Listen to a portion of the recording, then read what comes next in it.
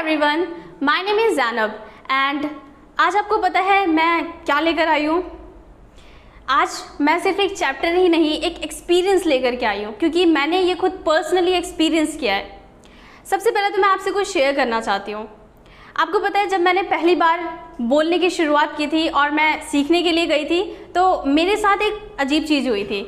वो ये थी कि जैसे ही मैंने क्लास में एंट्री की थी और मैं क्लास में बैठी थी और the class was going on, तो मेरे साथ कुछ ऐसा हुआ कि वहाँ पर प्रैक्टिस हो रही थी। राइट, आपने बिल्कुल सही सुना, प्रैक्टिस। और वो प्रैक्टिस हो रही थी वर्ड मीनिंग की। और जब वो प्रैक्टिस शुरू हुई तो शुरू से लेकर एंड तक मुझे सिर्फ और सिर्फ 2 वर्ड मीनिंग पता थी, वो थी गो और कम। एट दैट मोमेंट मुझे रियलाइज़ हुआ कि हमारे लिए कितना ज़्यादा ज़रूरी होता है वोकैबलरी को बड़ा करना, यानी कि अपनी वोकैबलरी की पावर को और ज़्यादा एक्सटेंड करना, क्योंकि कहीं ना कहीं इन्हीं सारी वोकैबलरी से मिलकर के सेंटेंसेस बनते हैं और इन्हीं सेंटेंसेस से मिलकर के कोई पैराग्राफ बनता है और इसी तरीके से स्टोरीज और एक लैंग्वेज बनती है। ऑलराइट, और हम क्या सीख रहे हैं? Language, right. सो आज हम सीखेंगे कुछ ऐसे वर्ड्स जो कि हमारे आसपास हिंदी में बहुत ज़्यादा बार यूज़ किए जाते हैं, लेकिन आज हम सीखेंगे कि उन्हें हिंदी से इंग्लिश कैसे ट्रांसलेट करते हैं। हमारा पहला वर्ड है ये। इसे हम इंग्लिश में क्या बोलते हैं? वेरी गुड, इसे हम इंग्लिश में कहते हैं वोफुल, यानी कि जब भी बात आ रही है दुख की, यानी कि दुख से भरी हुई कोई चीज़, तो उसे हम क्या बोलते हैं?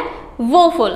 Very good. और इसी तरीके से ये वर्ड, इसे हम कहते हैं बलि का बकरा, यानी कि इंग्लिश में हम इसे कहते हैं scapegoat. Okay, and the next word is this, और ये है चापलूसी करना।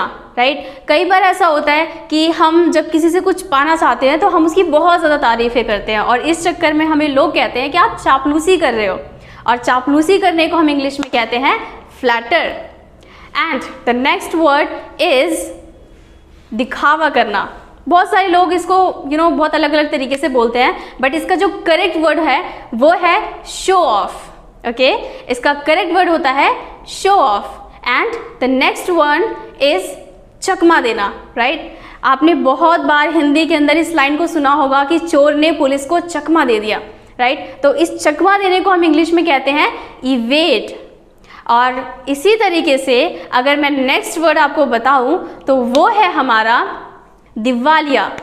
उसे हम क्या कहेंगे? आई थिंक कि बहुत सारे लोग हैं जिन्हें दिवालिया का हिंदी में ही मीनिंग नहीं पता है। राइट, तो दिवालिया को हम कहते हैं एक तरीके का पागल इंसान, यानी कि जब भी कोई इंसान पैसे के कर्ज में डूब करके खुद को पागल बना लेता है उस चीज़ के पीछे, तो वो दिवालिया कहलाता है। ओके, सो इसे हम इंग्लिश में कहते हैं बैंकक्रप्ट। एंड इसी तरीके से हमारा नेक्स्ट है चोरी करना। राइट, चोरी करने को हम कहते हैं स्टील। ओके, इसका मैं एग्जांपल आपको एक बताना चाहती हूँ। जैसे अगर मैं कहती हूँ कि उसने मेरे घर से मेरी साइकिल चुरा ली, तो इसे इंग्लिश में क्या कहेंगे? He stole my bicycle from my home. Okay, so I hope कि इस एग्जाम्पल के जरिए आपको पता चलेगा कि इन वर्ड्स को यूज़ कैसे करना है। ओके, सो चलते हैं नेक्स्ट वर्ड की तरफ, और हमारा नेक्स्ट वर्ड है जादूगिरी। आपको पता है जादूगिरी को या जादुई को क्या बोलते हैं? इसे हम कहते हैं मैजिकल। ओके, क्या कहेंगे? मैजिकल। ओके, और इसके बाद जो हमारा वर्ड है, I love that word so much, और वो पता है क्या है? प्रोकास्टिनेट। इसका मतलब होता है हिंदी के अंदर टाल मटोल करना। राइट, कई बार हम कुछ काम को टाल मटोल करते रहते हैं, आज नहीं कल करेंगे, कल नहीं परसों करेंगे। राइट, तो इसे हम कहते हैं हिंदी के अंदर टाल मटोल करना, और इंग्लिश में हम इसे कहते हैं प्रोकास्टिनेट। ओके, और इसी तरीके से है हमारा नेक्स्ट वर्ड, और वो है सोफिस्टिकेटेड। क्या आप जानते हैं इसकी हिंदी क्या होती है? इसकी हिंदी होती है जब कोई चीज़ समझने लायक हो, यानी कि किसी चीज़ का एसेंस जब बहुत अच्छे से निकल कर के आता है और आप उस बात को बहुत अच्छे से समझ पाते हो, तो हम उसे कहते हैं दिस वन इज सोफिस्टिकेटेड। इसका मतलब है कि वो जो था वो समझने लायक था।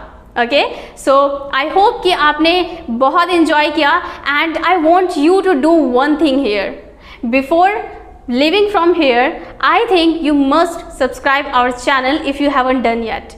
Okay, and one more thing, don't go right now. Okay, listen. So what do you have to do? You have to make some sentences related to these words and then just write those all words in the comment section. Thank you so much.